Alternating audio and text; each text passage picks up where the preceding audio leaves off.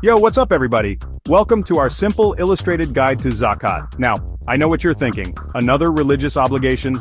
But hold up fam, this isn't just another box to tick off. Zakat is about social justice, economic equality, and straight-up compassion. Today we'll answer 7 common questions about this important aspect of Islamic practice. We're gonna break it down, keep it real, and hopefully by the end of this video, you'll not only understand Zakat but be hyped to participate in this revolutionary act of giving. So buckle up, grab your calculators, just kidding, we'll keep the math simple, and let's dive into the world of Zakat. Okay, let's start with the basics. What exactly is Zakat? In Arabic, Zakat literally means to purify or to cleanse. Deep, right? But what does that really mean in our daily lives? It's not just a spiritual concept, it's a practical one too. Zakat is about purifying your wealth by giving a portion of it to those in need. Imagine you have a garden.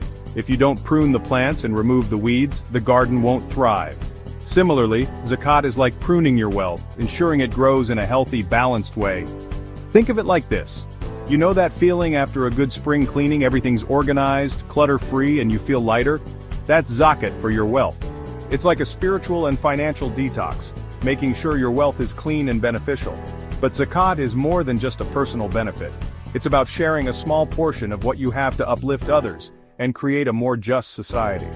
Imagine a world where everyone contributes a little to help those in need. It would be a much fairer place, right? That's the essence of Zakat. See, Islam recognizes that wealth can be like a little sticky. It can make us attached, greedy even. It can make us forget about the needs of others and focus only on ourselves. Zakat is that built-in reset button, reminding us that true wealth isn't about hoarding, it's about sharing and caring for those around us. It's a way to reset our priorities and remember what's truly important. It's a fundamental principle of Islam, right up there with prayer and fasting. These practices are designed to keep us grounded and connected to our community. It's one of the 5 pillars, the bedrock of our faith. Without it, our spiritual structure would be incomplete. So yeah, it's kind of a big deal. It's not just about giving money, it's about building a better, more compassionate world for everyone. Now, you might be wondering, wait, do I have to pay Zakat? It's a common question and one that deserves a clear answer. Fair question. The short answer is, it depends. But let's dive a bit deeper. Zakat isn't about punishing success. It's about sharing blessings. It's a way to purify your wealth and help those in need. So, there are some conditions. These conditions help determine who is eligible to pay Zakat. First off, you gotta be Muslim. Zakat is one of the 5 pillars of Islam, so it's a duty for Muslims. Second, you gotta be of sound mind and mature age. This means you should be able to understand the significance of Zakat. Basically, old enough to understand what's going on. It's not just about age, it's about maturity and comprehension. Third, you need to possess a certain level of wealth, called the nisab. The nisab is the minimum amount of wealth one must have before they are liable to pay Zakat. Don't worry, we'll get into the specifics later. But for now, just know that it's a threshold to ensure fairness. But the idea is, you need to be financially stable enough that giving Zakat won't put you in a bind. It's meant to be a manageable obligation, not a burden. And lastly, that wealth needs to have been in your possession for a whole lunar year. This ensures that the wealth is stable and not just a temporary gain. This isn't about taxing every paycheck, it's about sharing from your accumulated wealth. It's a thoughtful process designed to promote social welfare and economic balance. Alright, let's talk numbers. How much are we talking about here?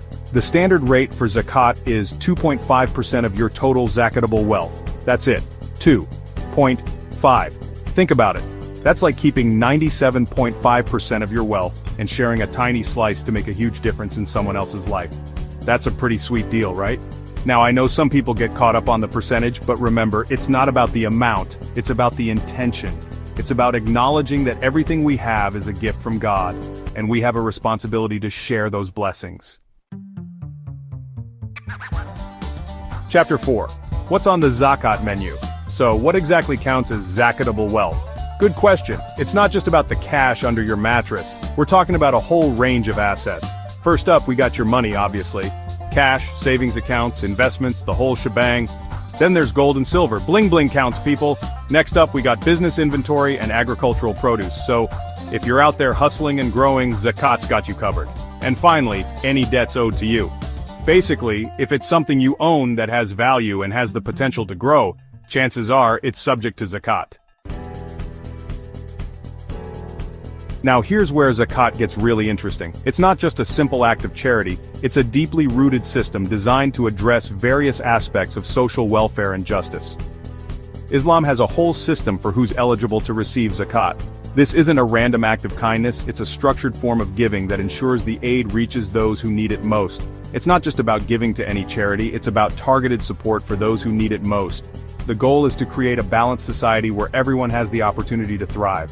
The Quran outlines 8 specific categories of people who are entitled to receive zakat. These categories are carefully defined to ensure that the support is both meaningful and impactful. First and foremost, the poor and the needy. These are individuals who lack the basic necessities of life and are struggling to survive. We're talking about people struggling to make ends meet, those living in poverty. They are the primary recipients of zakat because their need is the greatest. Then there are the working poor, those who are employed but still can't quite cover their basic needs. Despite their hard work, they remain in a precarious financial situation. Zakat also goes towards freeing captives and relieving those burdened by debt. This aspect of zakat aims to liberate individuals from the shackles of financial and social constraints. We also got those striving for the cause of Islam, travelers in need, and importantly, those responsible for collecting and distributing zakat. These individuals play a crucial role in maintaining the flow of aid. It's a whole ecosystem of support, designed to uplift and empower the most vulnerable members of our community. By addressing various needs, zakat helps create a more equitable and just society for everyone. Okay, so you've calculated your zakat, you know who to give it to, but when do you actually pay up? Well, in Islam we follow the lunar calendar, and zakat is due once a year, based on the Islamic lunar year. Ideally, you should aim to pay your zakat during the month of Ramadan, the holiest month in the Islamic calendar. It's a time of increased spirituality, reflection, and generosity, so it's the perfect opportunity to purify our wealth and give back to those in need. But hey, life happens, right? If you miss the Ramadan deadline, don't sweat it. You can pay your zakat any time of the year. The important thing is that you pay it. Now you might be thinking, hold up, isn't zakat the same thing as sadaqah? Close, but not quite. Think of it like this. Zakat is like the main course, the obligatory act of charity, while sadaqah is like dessert, the voluntary acts of kindness. Zakat is mandatory for those who meet the criteria, while sadaqah is open to everyone, regardless of their financial situation. Zakat has specific rules and regulations, while sadaqah is more free-flowing.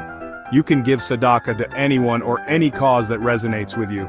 So while zakat is a fundamental pillar of Islam, sadaqah is like the cherry on top, a way to go above and beyond in our acts of kindness and generosity. Thank you for watching our guide to zakat. We hope this has answered your questions and provided clarity on this important practice. Remember, zakat is more than just a financial obligation. It's a spiritual practice, a social responsibility, and a powerful tool for social change. By fulfilling our zakat obligations, we're not just helping those in need, we're building a more just and equitable society for all. Don't forget to like, share, and subscribe for more informative content, and until next time, peace. Thanks for watching, and please remember to like, subscribe, and share this video to stay updated with the latest breaking news from DesBuzz 24.